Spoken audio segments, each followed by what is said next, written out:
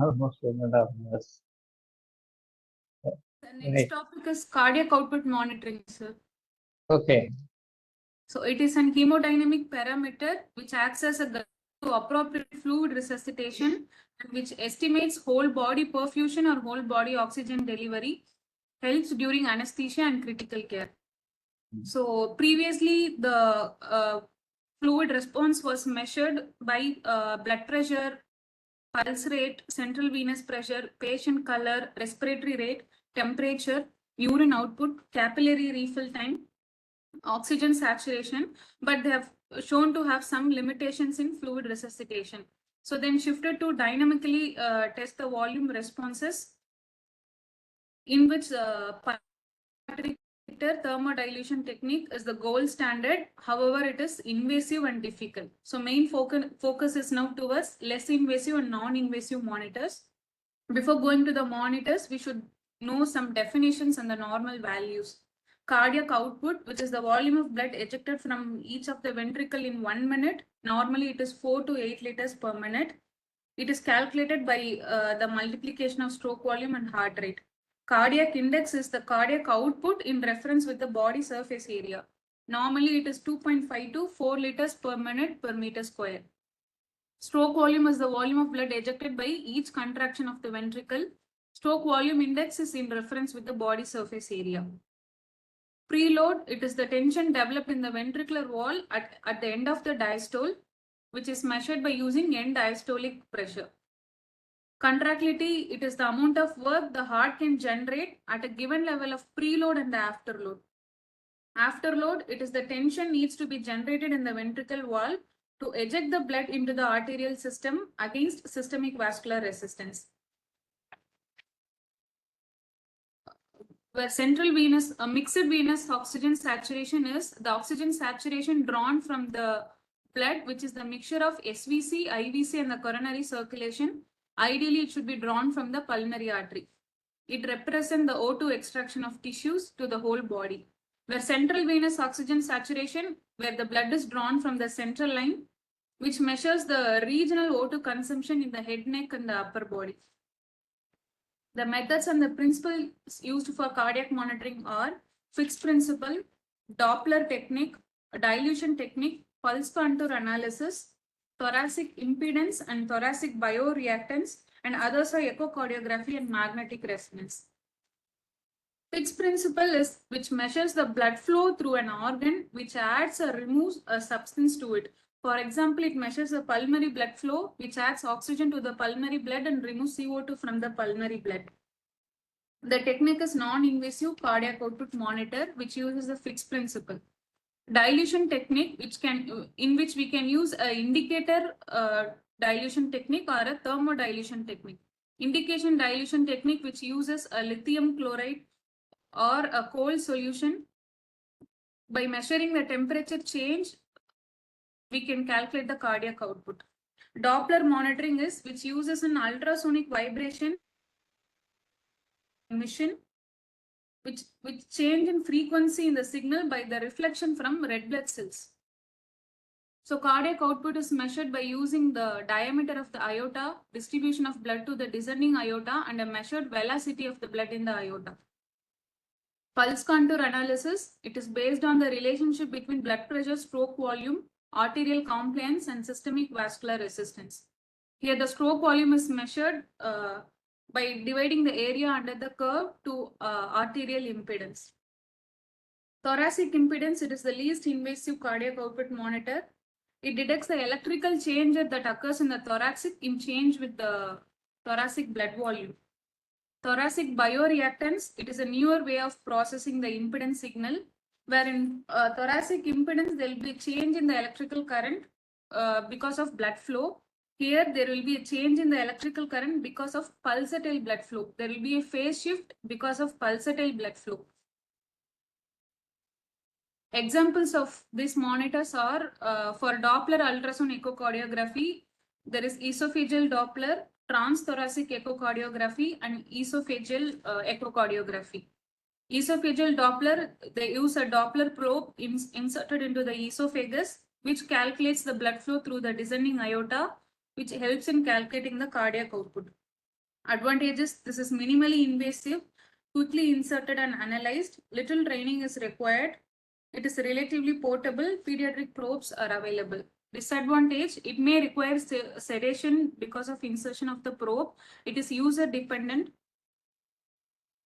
and it depends on accurate probe positioning. Then transthoracic echocardiography, it is a cardiac ultrasound which is used to estimate the cardiac output by direct visualization of the anterior and the posterior ventricular walls. There are two approaches, suprasternal and the parasternal approach. In suprasternal approach, transaortic blood flow is measured. By parasternal approach, transpulmonary blood flow is measured. Transesophageal echo, a specialized probe is inserted into the esophagus, which provides a real-time high-resolution ultrasound images. By using this, we can measure the cardiac output. The disadvantages: the machine is large and bulky, a long learning curve.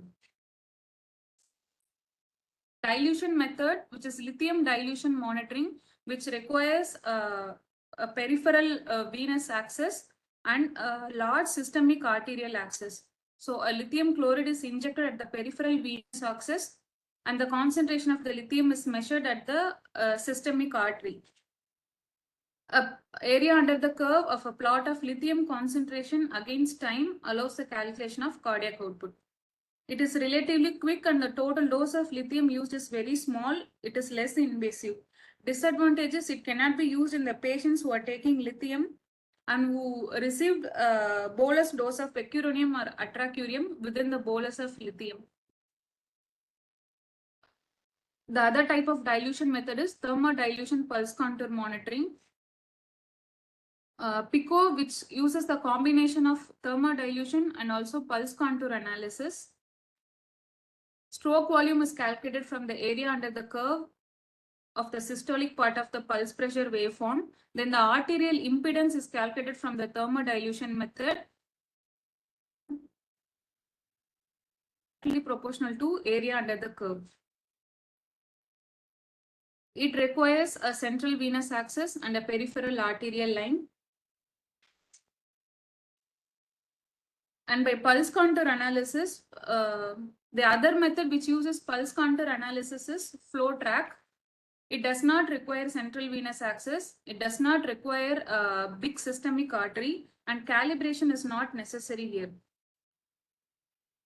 It uses a Vigilo system which utilizes an existing radial or a femoral arterial line, but it uses a sensor which is a key component which replaces the arterial transducer. It has two probes. One can be connected to provide a conventional arterial waveform, and the other can directly connect it to the Vigilo monitor.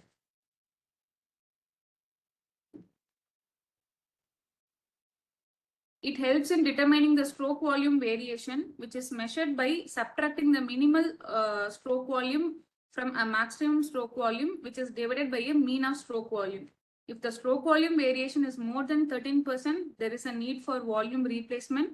If it is less than 13%, then we have to consider stroke volume index. The normal value for stroke volume index is 40 to 50 millimeters mercury. If the stroke volume variation is normal and the stroke volume index is normal, then there is a need for vasopressor support. If the stroke volume index is low, then there is a need for an inotrope support. If the stroke volume variation is normal and the stroke volume index is more than 50, then there is a fluid overload. It requires a diuretic therapy.